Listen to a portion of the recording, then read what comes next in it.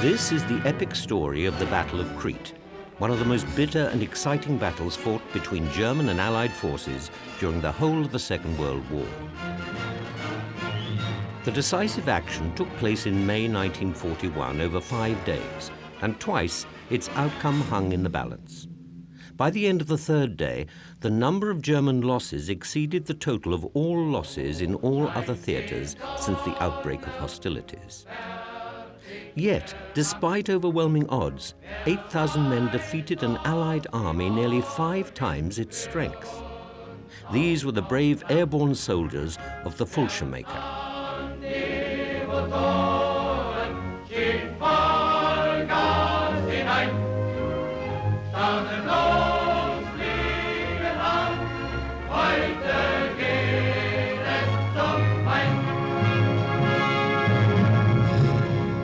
The use of paratroopers began in the Soviet Union. At the 1936 Red Army maneuvers, astonished foreign military attachés watched 1,500 Russian soldiers parachute into action. The British saw little future in this, but the Germans were impressed. Here was a new military skill, exactly suited to their new concept of war, blitzkrieg. No time was wasted in training their own new division of parachute troops. The Fallschirmjäger was made up from tough, hand-picked volunteers. They used the equally tough and reliable workhorse, the Junkers Ju-52, to drop their soldiers. This machine could carry 12 parachutists who jumped from the aircraft on the port side. The parachutists wore special protective boots, knee pads, overalls, gloves, and helmets.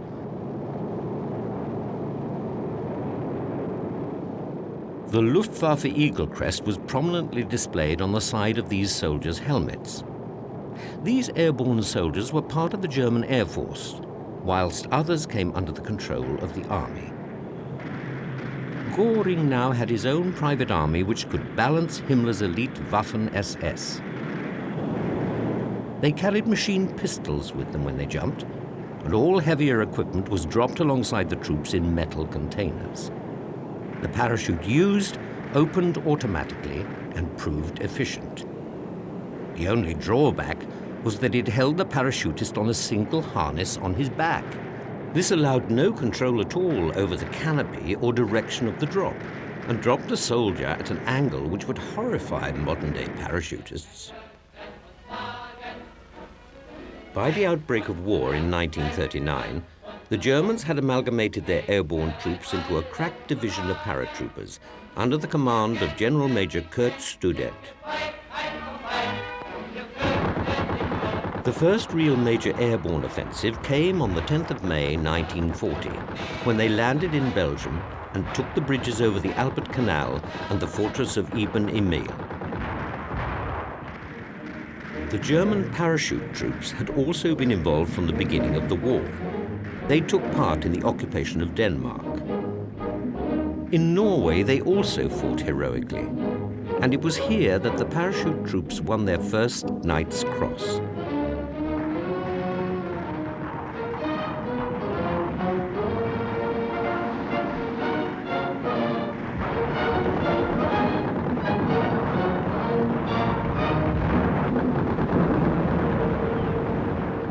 In early 1941, Hitler came up with his plan to invade Russia. In order to secure his southern flanks, he managed to coerce most of the Balkan states onto his side. But at the end of March, with the military coup d'etat, the Yugoslavians decided to break ranks. A furious Hitler invaded Yugoslavia and Greece on the 6th of April, 1941. It was a classic blitzkrieg campaign, swift and decisive.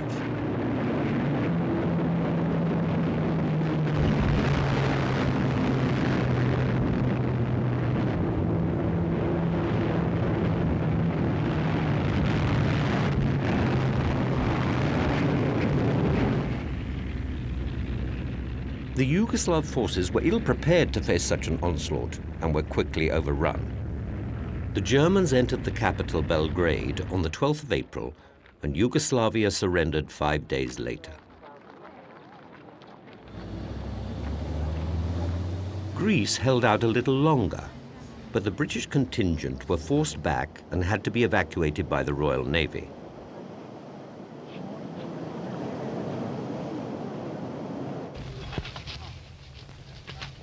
German paratroopers were brought in to try and cut off the escaping British.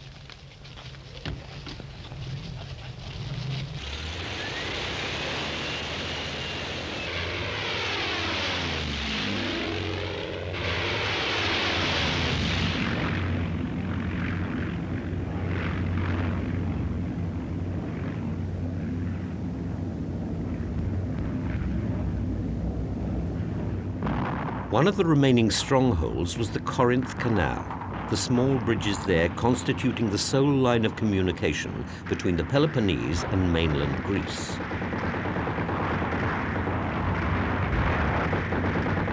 On the 26th of April, German paratroopers jumped well in advance of the army, and after a fierce battle took the canal and the city of Corinth.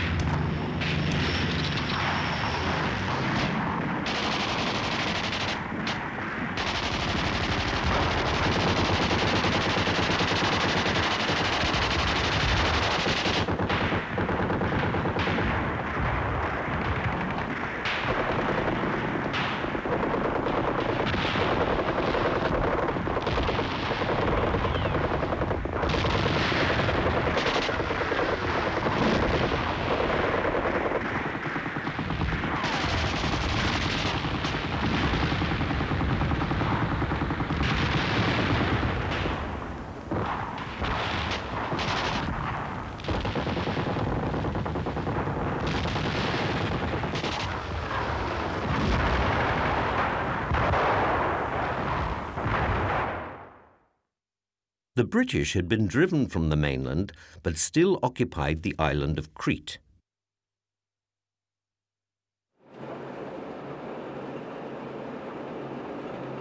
It was important for Germany to take Crete. Apart from its strategic position in the Mediterranean, it also provided close proximity for the British bombers, enabling them to be in range of the Ploesti oil fields in Romania. These were vital to Germany's war machine and needed to be protected at all costs.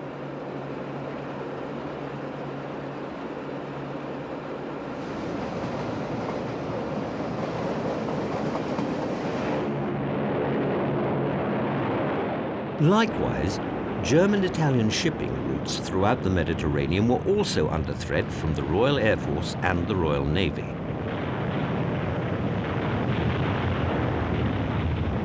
The mountain ranges of southern Crete are very steep and run down into the sea, so most of the towns, the roads between them, and the military airfields lay on the northern coastline.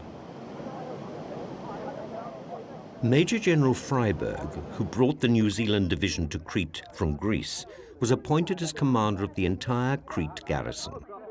He had been warned to expect the enemy to land both from the sea and the air. He also believed that the Germans would be able to land their transport aircraft on rough ground. Although he included the airfields in his defense plan, he did not realize that in the event, these 4 positions would become the only vital points of the assault on the island.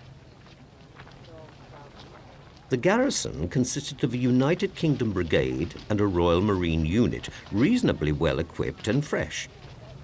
These were reinforced by Commonwealth and Greek forces recently withdrawn from Greece. These, however, were tired and without heavy equipment or transport. But the bulk of the force making up the strength of the garrison were ready and equipped to put up a strong fight. In total, there were almost 40,000 troops under Freiberg's command. They had motorized transport and heavy guns. Extra supplies to defend the garrison were also brought in by sea. The British were ready to defend the island at all costs. They knew full well that in German hands, Crete would be very dangerous for their position in North Africa and the Mediterranean. There were also a number of aircraft of the Royal Air Force. Freiberg also had at his disposal small tanks and armored personnel carriers.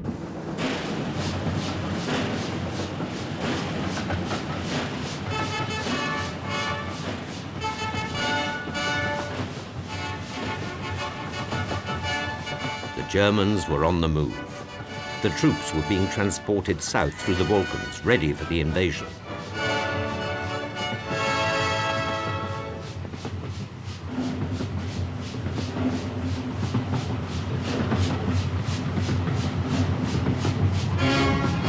At sea, a small armada of commandeered Italian shipping was being prepared to carry over the heavy equipment and support troops to the invasion.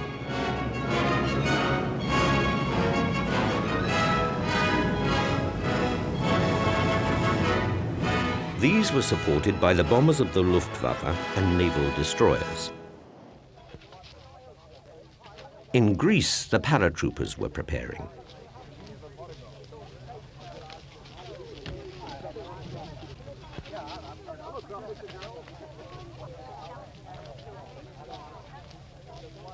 The aircraft were being made ready for the assault and supplies were loaded, including motorcycles.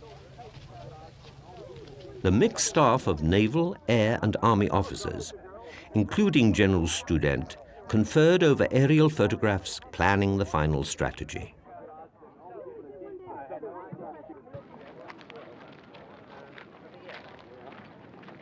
Student spent much of his time with his paratroopers. The plan was that they would attack in 2 separate waves. The first group would attack the airfield at Melem and the area around the town of Canea, which was believed to be the garrison headquarters. The second wave would follow, 6 hours later, and attack the airfields and landing grounds at Heraklion and Rettimo. The brave intention being to jump at different points into the midst of a vastly superior enemy and sever their main points, thus paralyzing their movements. As the paratroopers listened to broadcasts from the German High Command, they were wrongly advised that the enemy they were about to face were disorganized, and following their demoralizing defeat on the Greek mainland, lacked the necessary equipment and will to fight. In this overconfidence, they were gravely mistaken.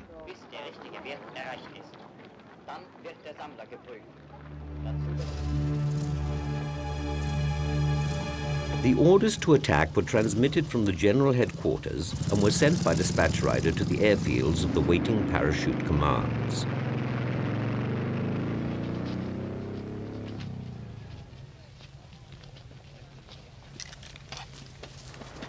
Preceding the first wave was a heavy attack on the island from the Luftwaffe's dive bombers. Throughout the first day, there were to be continuous bombing and strafing attacks on all strategic parts of Crete, with a heavy concentration on the airfields.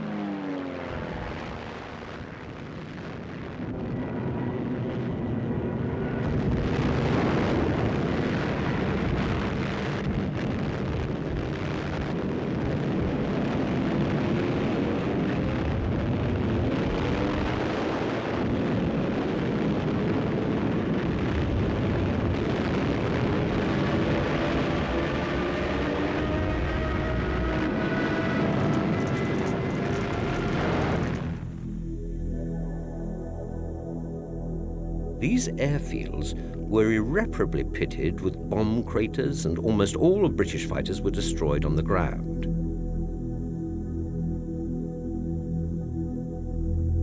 The plan was that once these airfields had been put out of action, the first wave of paratroopers would attack. The capture of Malim in the northeast corner of Crete with its 600-meter runway was vital to the success of the whole operation. To the east lay Canea, General Freiberg's headquarters, and also the island's main garrison, defended by a New Zealand regiment.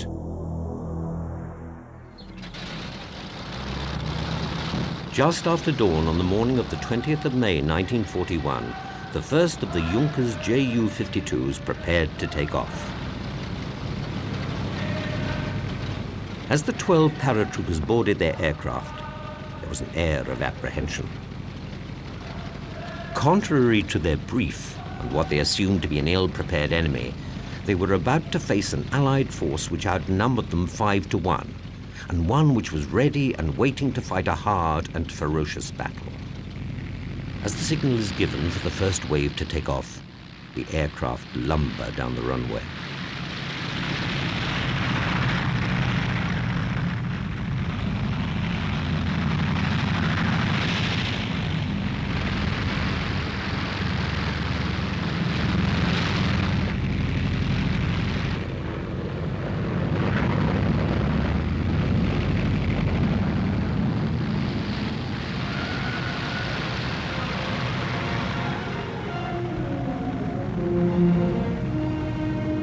This was the start of an airborne legend.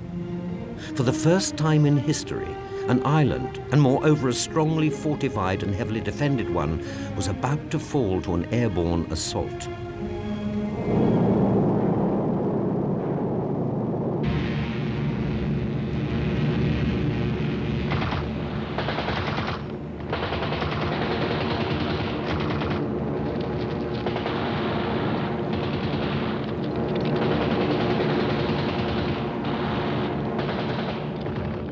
The first group of 90 men, led by Lieutenant Gentz, landed in a hail of gunfire at approximately 0700 hours.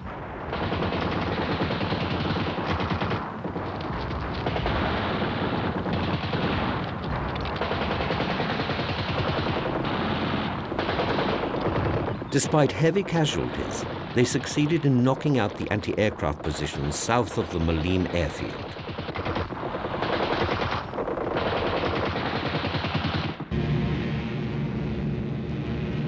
They were followed by another force led by Major Koch, whose orders were to consolidate and then launch an attack on the airfield itself. The sky was awash with hundreds of white parachutes. However, things soon started to go wrong. One company landed as planned, but the two other companies were blown off course and consequently landed in the middle of a strong British position. Major Koch was wounded within minutes, along with over half of his men. The planned assault on the airfield was impossible under such conditions. However, the other company managed to fight their way to the western perimeter of the airfield and succeeded in securing the western and southern perimeter defenses. The next company dropped into an area northeast of the airfield and were initially unable to consolidate. Scattered all over, they came under heavy fire from a hill known as Point 107.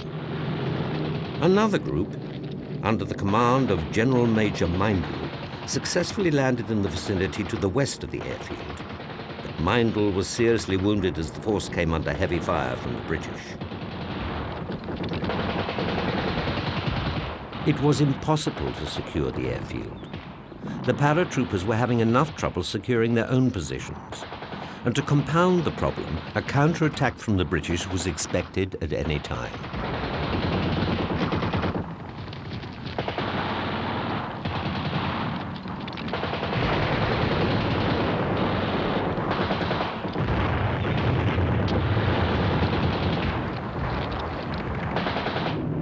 Oberst Heydrich's group dropped onto an area west of Canea. Its task was to capture the towns of Canea, Galatas, and the positions around the Suda Bay.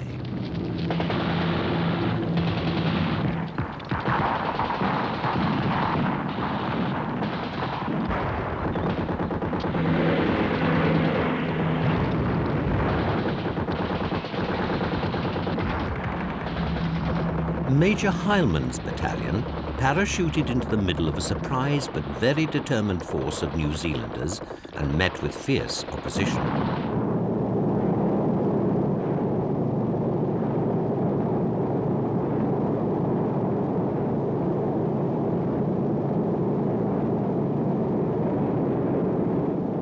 Another company, the 9th, landed on the planned position.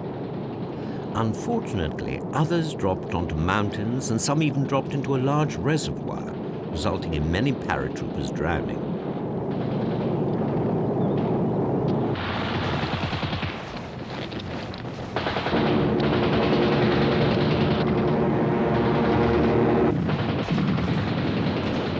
The fighting around the town of Galatas was a fierce and bloody struggle which went on for the remainder of the day with no significant ground gained.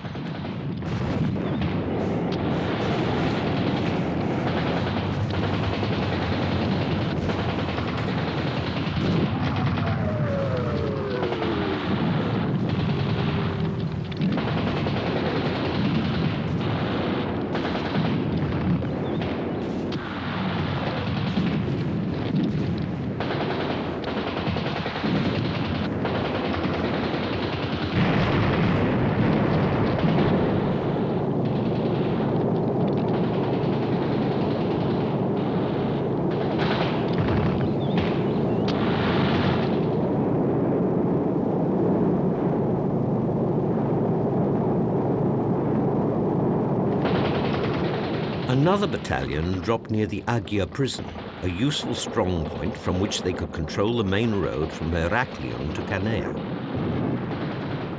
They landed near their target, but immediately came under heavy fire.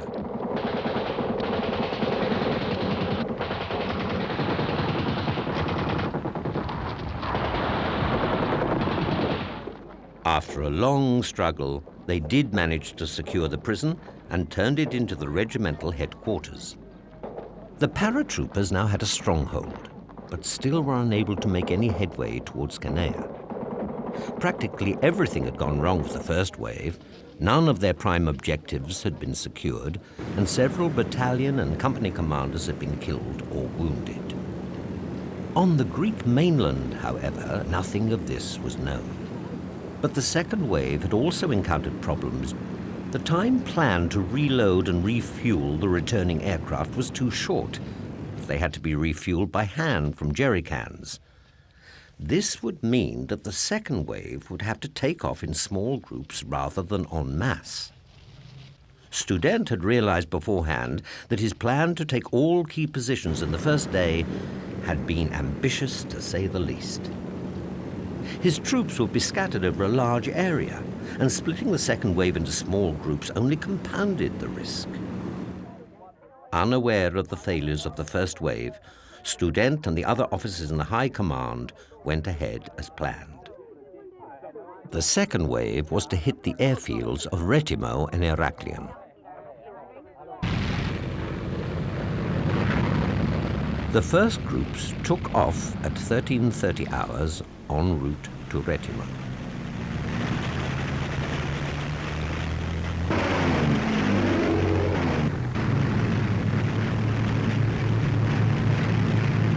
By now, reports were coming back to the High Command from the Luftwaffe, and it soon became apparent that things were not going as planned for the first wave. Student later wrote in his report, in what can only be described as an understatement, "It was obvious that the British were tougher and much stronger than we thought, but at that moment there was nothing we could do but hold our breath and leave the conduct of the battle to the commanders on the ground." Would the resistance at Gretimo and Heraklion be as fierce as that around Malim and Canea? The second wave was now airborne.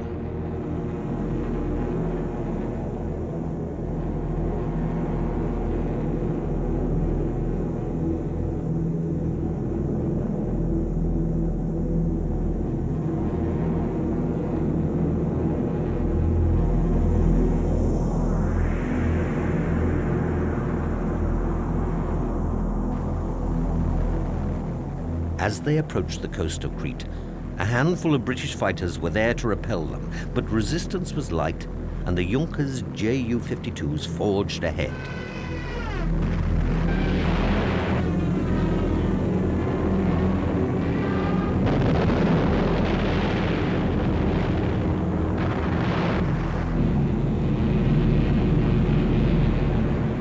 The first two companies dropped on Gretimo as planned, but were immediately pinned down by heavy fire. The third company landed some 5 miles away and succeeded in capturing a hill overlooking Gretimo airfield. The group attacking Heraklion found the area heavily defended, so they had to fly in higher than usual. And as a result, many of the paratroopers were machine-gunned in the air during their descent. Other units were widely dispersed. It was clear that there was no hope of taking either objective by the end of the first day. They had now dropped onto all 4 planned zones, but it was here that General Freiberg made a mistake. He did not counterattack. This gave the German troops a chance to consolidate and prepare for a second offensive.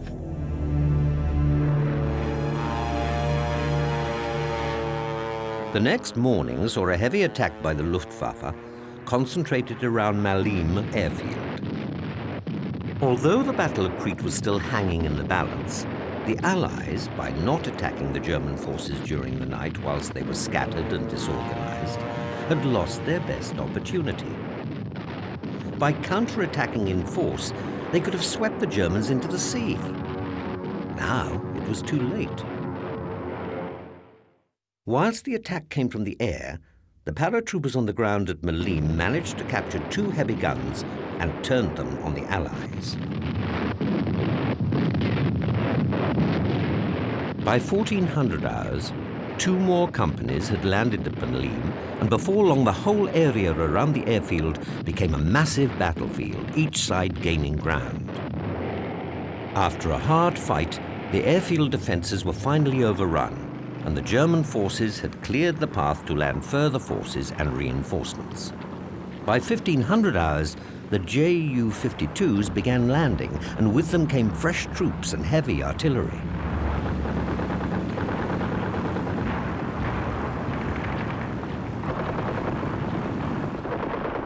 Despite the fact that new fresh troops were arriving, all was not well.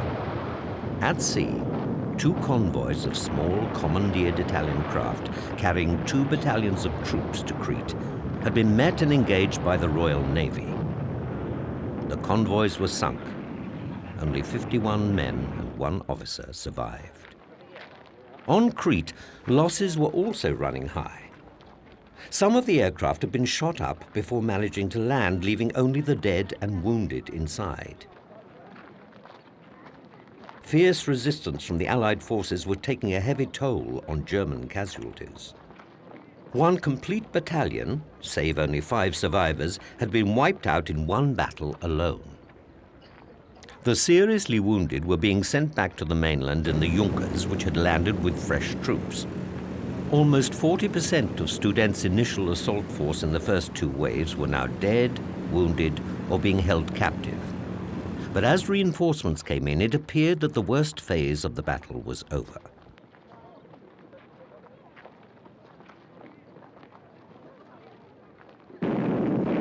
Unbeknown to the Germans, General Freiberg had secured a copy of the campaign plan. This document was of immense importance, for not only did it indicate the strength and intended direction of the enemy thrusts, their order of battle, armament and supply positions, but it was also plain from the document that the Germans had grossly underestimated the strength of the Allies, and also indicated that they had committed virtually the whole of their airborne force.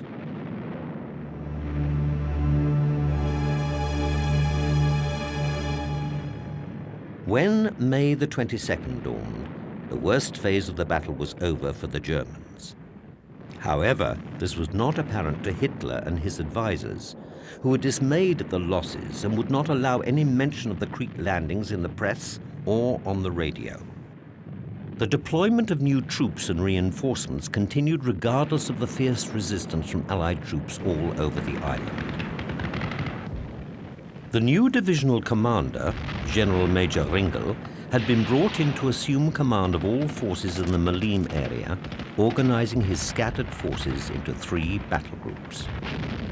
Camp Group Saita was to protect the Malines area from any threat from the west and push towards capturing Castelli. The second group, under Oberst Ramke, was to strike northwards to the sea and protect the airfield, and then extend eastward along the coast. And the third group, under Oberst Utz, was to move eastward into the mainland with a flanking movement through the mountains.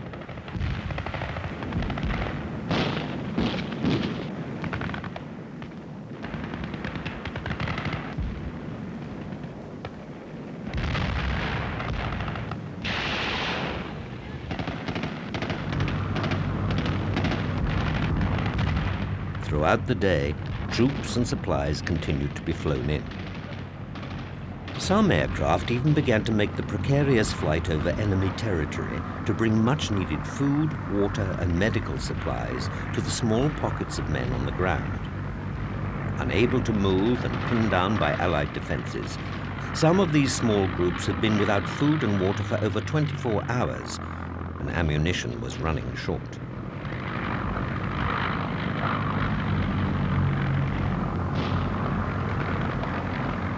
Near Heraklion, one regiment had found itself pinned down by an Allied force of over 8,000 men. Despite being desperately short of supplies and facing overwhelming odds, including heavy artillery, Major Schultz, commanding the regiment, refused an offer by the British to surrender, stating, "The German army have been ordered to take the island of Crete. It will carry out this order."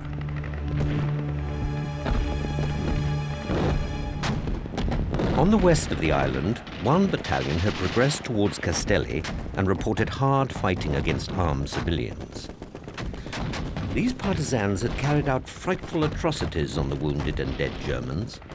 135 out of 550 had been mutilated beyond recognition.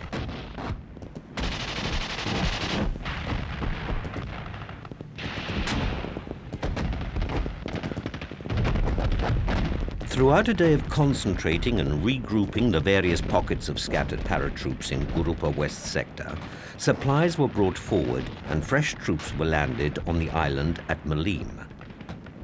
Every hour, about 20 aircraft came in, some of them carrying troops. Some of them carried artillery, whilst others carried anti-tank guns and heavy equipment. They landed amidst heavy artillery fire from the Allies and the surrounding hills. However, during this 4th day of the battle, the New Zealand force, which had been covering the airfield from camouflage positions, had come under counterattack from the Germans. This resulted in a break in their flank, which left them with no alternative other than to withdraw from the area before they were completely cut off. As a result, Malines was no longer dominated by their fire, and the airstrip was now completely secured. Malines was undoubtedly the saving grace for the Germans, although it had cost them dearly, for without this precious airstrip, success would have been impossible.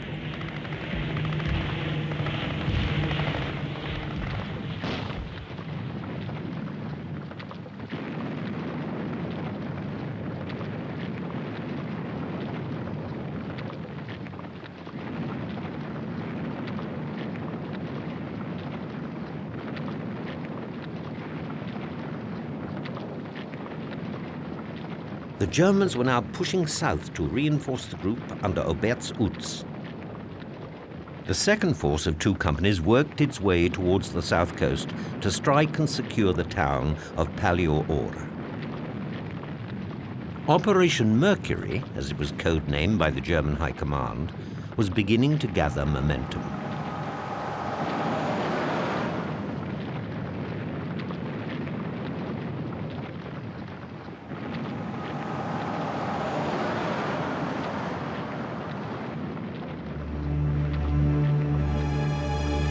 With more and more troops being airlifted in at Malines, hour after hour, General Major Ringel was able to regroup. One group attacked Galatas, while another was given the task of marching 50 miles across the mountains to the south in a flanking movement to secure the Canea-Retimo road east of Suda Bay. Oberst Krakow was to lead this formation of men who had been brought in that morning.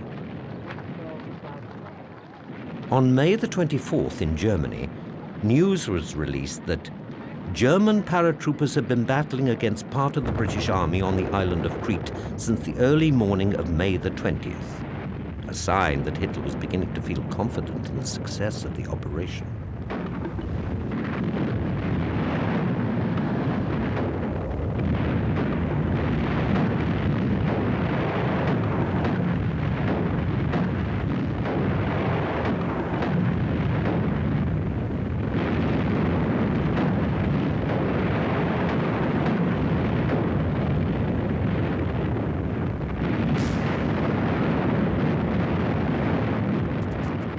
Around the town of Galatas, southwest of Canea, fierce fighting raged between mountain troops and New Zealanders. With the help of the Luftwaffe bombarding the defenses from the air, the German troops succeeded in forcing their way into the village.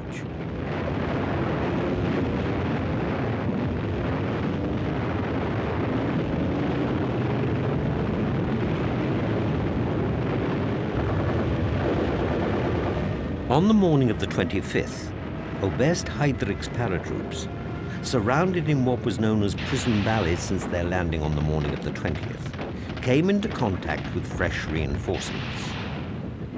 They attacked the area around the town of Castelli.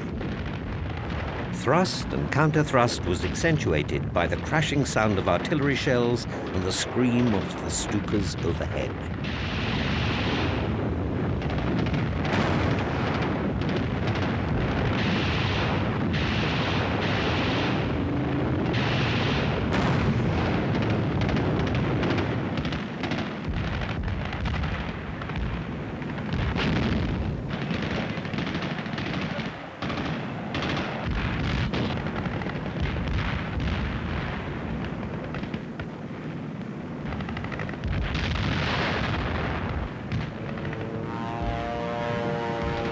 At Heraklion, the Luftwaffe's Dorniers bombarded the town in a bid to relieve the paratroops that had been dug in there since the 20th of May.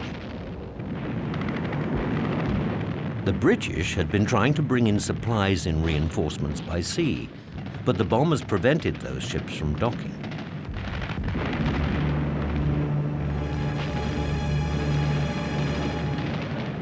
On May the 27th, Freiburg sent the message back to Britain. No matter what decision is taken by the Commander-in-Chief, from a military point of view, our position here is hopeless. Our force cannot stand up to the concentrated bombing that we've been faced with for the past 6 days. I feel a certain part of the force should therefore be embarked. As British soldiers were taken prisoner, further German reinforcements were still pouring in by air and sea to cut off the retreating British.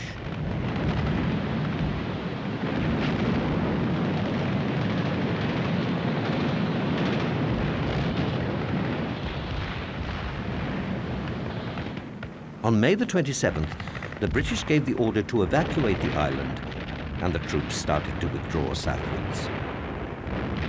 General Major Ringel failed to recognize the retreat and threw his troops into an attack on Canea.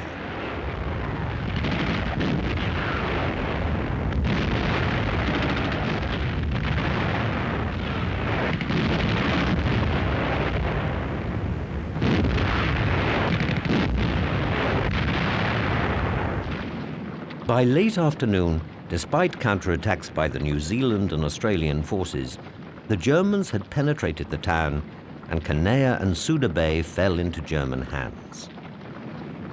At Heraklion, things were different. The airfield had still not been taken. This Junkers has been shot up whilst attempting to land, and we can see the aircraft coming in with only one wheel.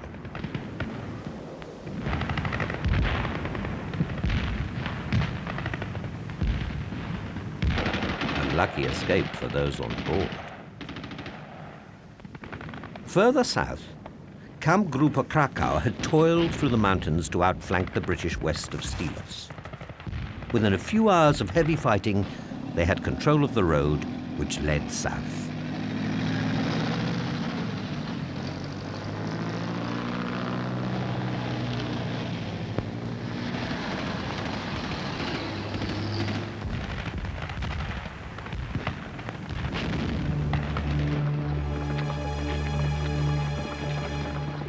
By May the 28th, the evacuation of the Allies had begun, and there followed a steady stream of Royal Naval vessels taking the troops off the island.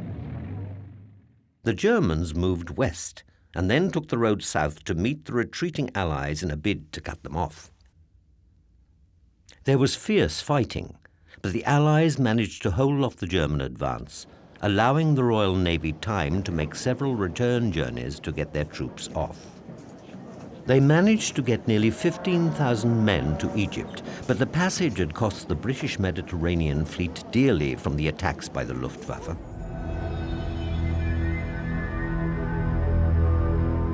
The island of Crete was now about to be completely overrun.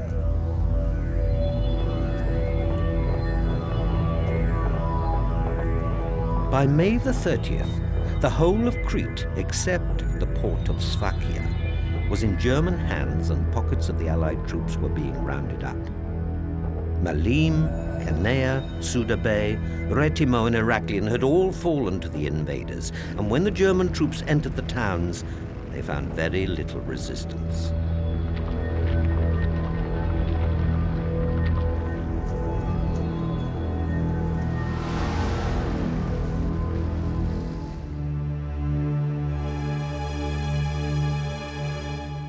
When May the 31st dawned, the Royal Navy had by then taken off thousands of Allied troops. That evening, General Freyberg left the island. His job was over. The order for capitulation the next day had been given. The island of Crete had fallen.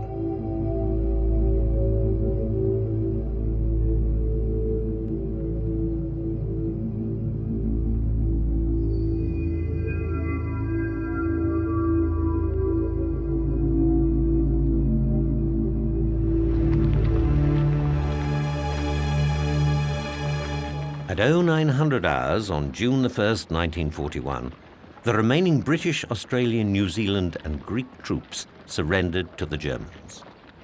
7,000 British, 3,000 Australians and 4,500 New Zealanders had been evacuated to Egypt, but 11,835 men had been taken prisoner as the island capitulated.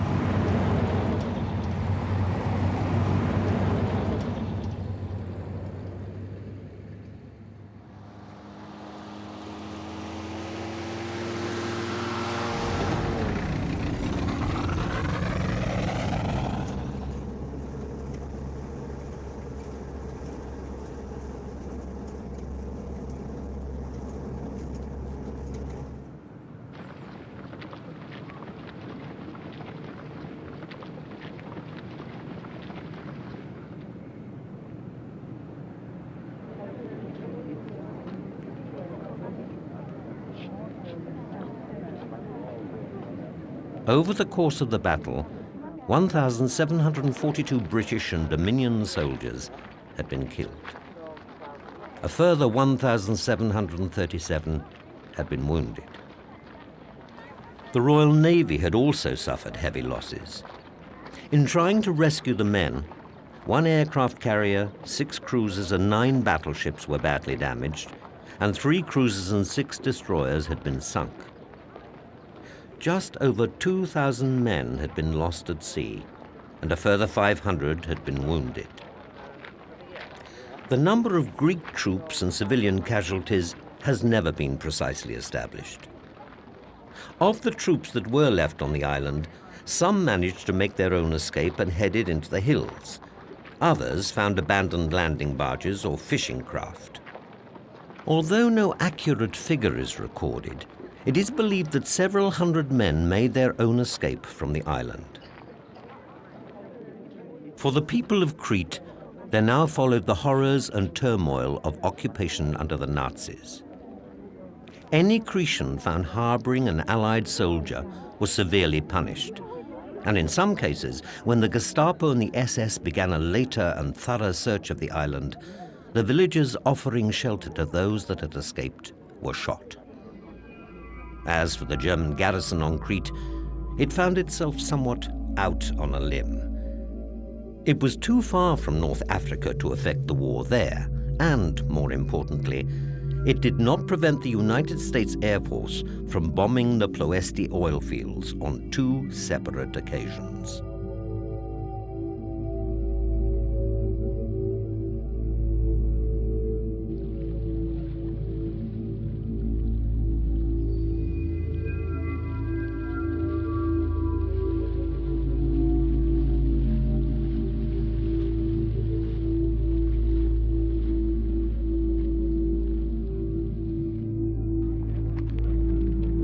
Was Operation Mercury a success for the Germans, or was it a phony victory?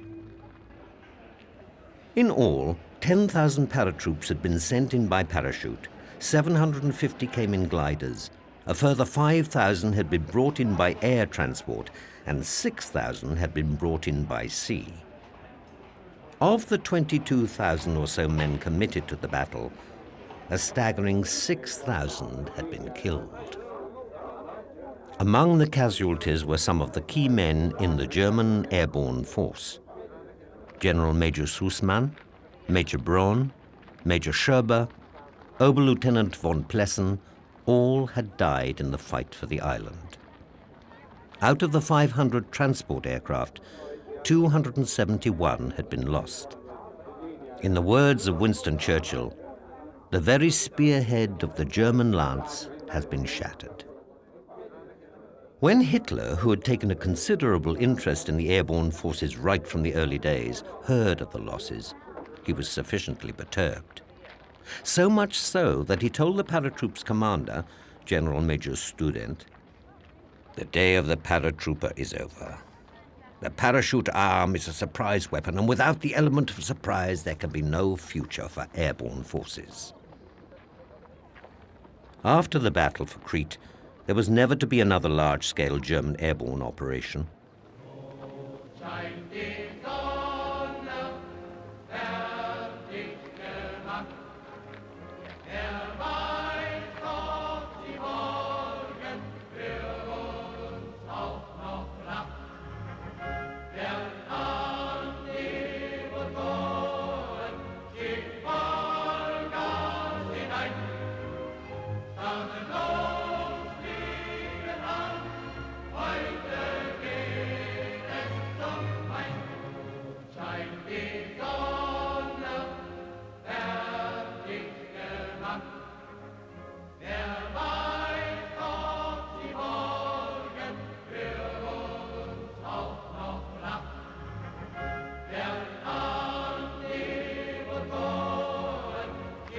Despite the Pyrrhic victory of Crete and the fact that there were so many losses, there can be no doubt as to the valor of the men that undertook the operation.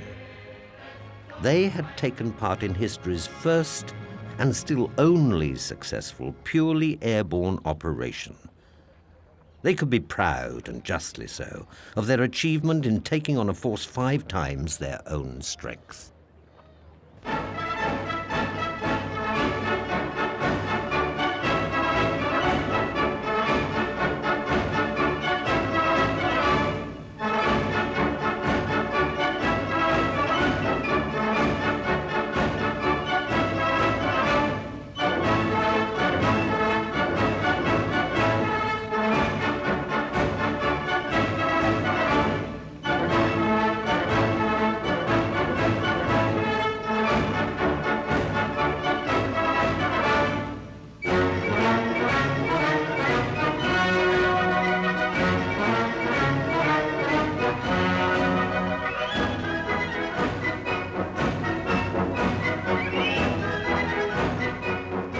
General Major Student praised his paratroopers at their victory parade in Athens by stating, "Our victory banners wave over Crete.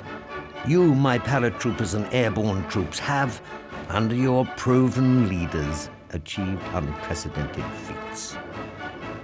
Paratroopers, filled with an unstoppable offensive spirit, you, entirely on your own, defeated the numerically superior enemy in an heroic, bitter struggle. Wherever you landed on Crete, you both stormed heroically and held stubbornly.